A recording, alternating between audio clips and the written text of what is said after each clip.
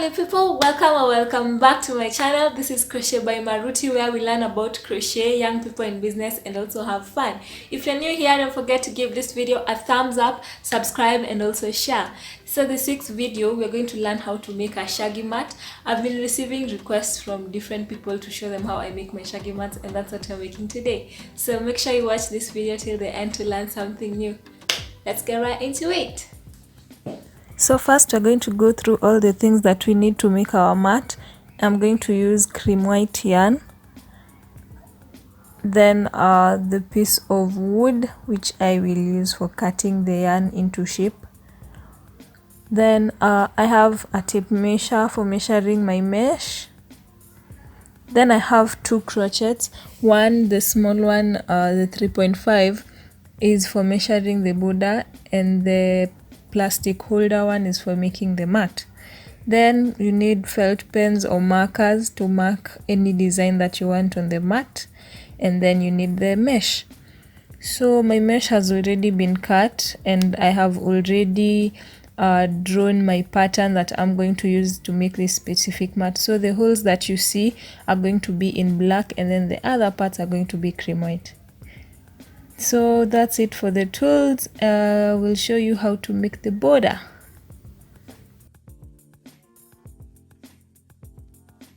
So first we're going to take a piece of the yarn and put it at the back of the mesh, and then we're going to take our 3.5mm hook, and we're going to make our border depending on the thickness that you want. So mine, I don't want it to be so thick, so I'm going to the second row. So yarn over, pull through the hole, make a loop, then pull through the yarn. So we'll do that again. So you go through the hole, yarn over, pull through, then make a loop. We do that again, and the pattern is just going to repeat itself all through until you reach to the other side of the row. If you want your border to be thicker than this, then you can increase the number of rows. So for me, I've done 2 rows. You can do 3, 4, depending on how thick you want your border to be. But if you make the rows to be so thick, again, your mesh won't look so attractive. So 2 to 3 rows, I think, are okay.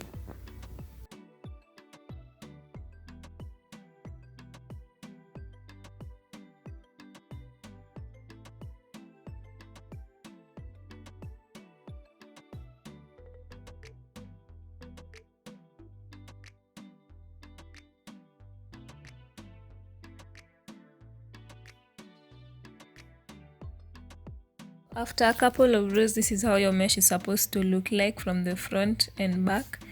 I will see you at the edge to show you how to go about it.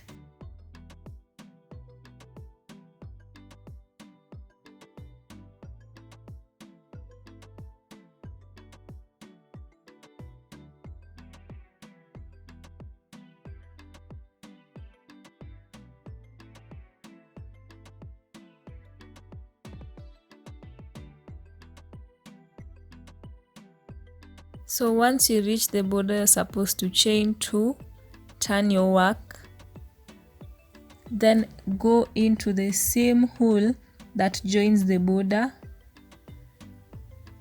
and then keep going with the same method all across the whole border. Then do the same when you reach the other border until you reach the end. I will show you how to go about when you're almost reaching at the end.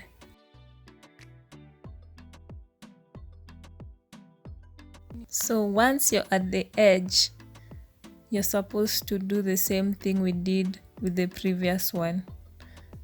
So make a loop, then yarn over and pull through. So do that again to the last one, make a loop, yarn over, pull through. No, wait, I made a mistake. So what you're supposed to do is chain 2, then go into the hole that joins the border, make a loop, and that's it. pull a lengthy piece of yarn and then you can cut. So the next step we're going to do is tuck in our excess yarn for it to have a neat finish.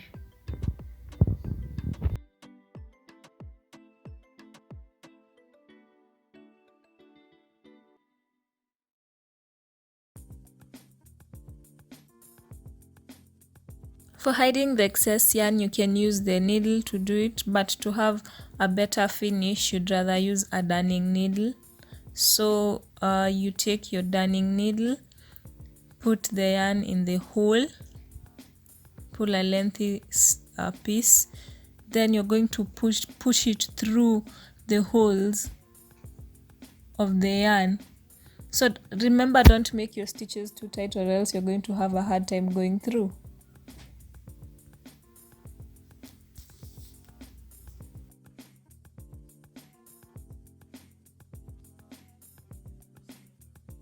So that's it for the front side. Then we're going to take our scissors and cut, and we're going to do the same for the behind part.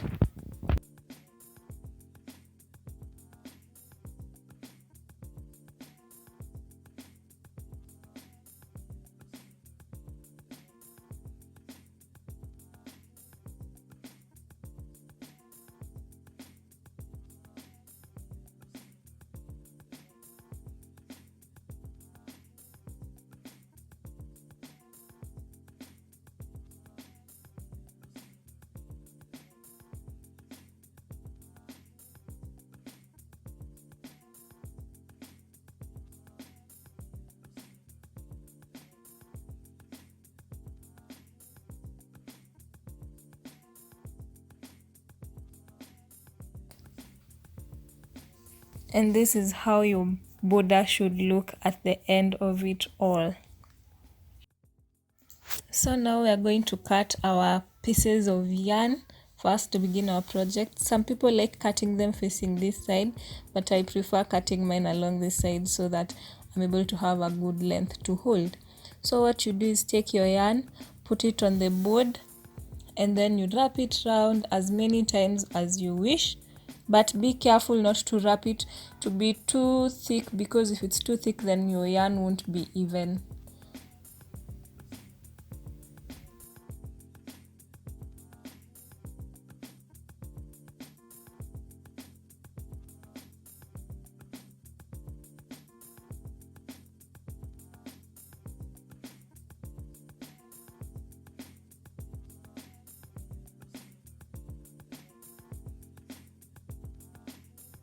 So this is how it looks. Once you've gotten a good length, you take your pair of scissors and you cut from the center.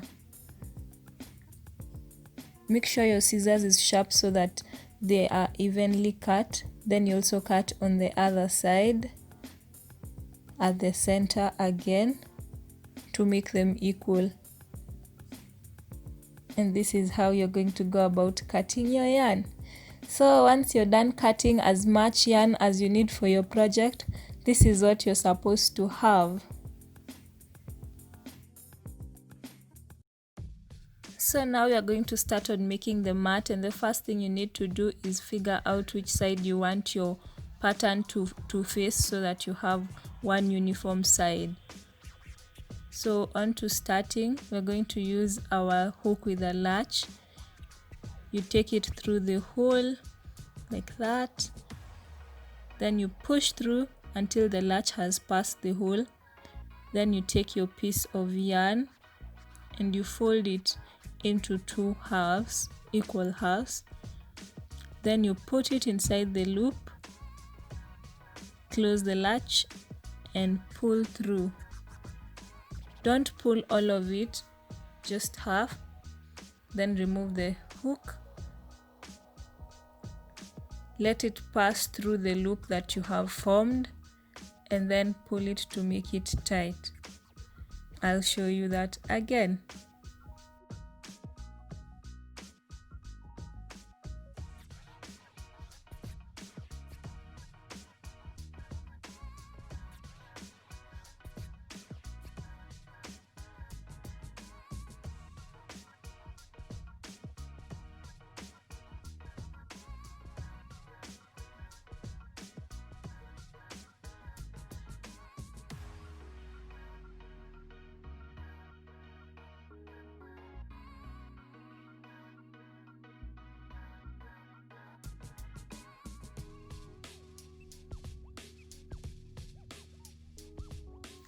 So once you've done that, this is how your mat is supposed to start looking like from the front, and this is how it's supposed to look like from the back. So I'll come back to show you how the mat progresses after I've done a couple of rows. So after a couple of rows done, this is how my mat looks like, and as you can see, it looks very neat, especially from the back, because I chose one uniform side for my pattern to be able to flow. And yeah, I'll be back to show you how to go about the black part where I've put the circles. So after cutting your yarn, you ensure that your circles are well spread and that you've not gone into the holes with the other color of yarn. And you can do this by checking from the behind to ensure that you almost have a perfect circle. The tip that you see I put because it helps you to have a clean surface as you keep working, so your mat doesn't get dirty, and this was inspired by Max by V.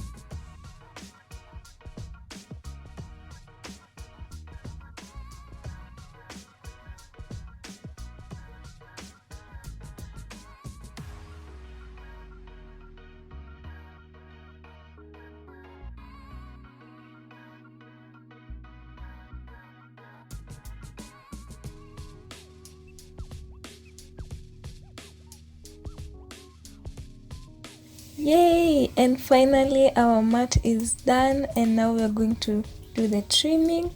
So you just need a pair of scissors and you can cut however you want, but for me I start with cutting the edges. So I cut the edges all round, then come back and cut in between the mat just to level the yarn so that you don't see bumps and it's not looking untidy.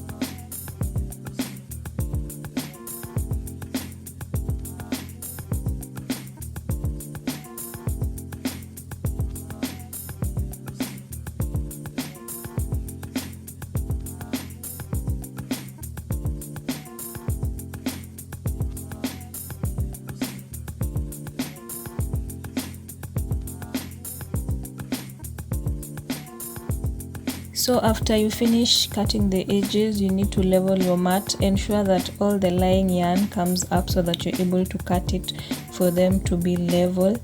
And yeah, it's a messy process, but it looks neat at the end. So make sure you do it however you wish, but just make sure you have a neat finish at the end.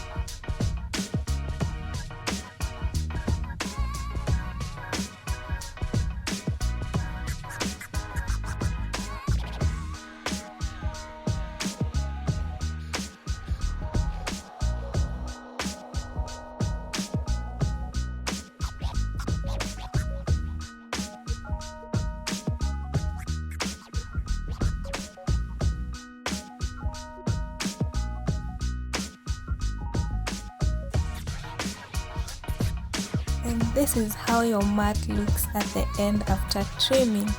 Isn't it lovely?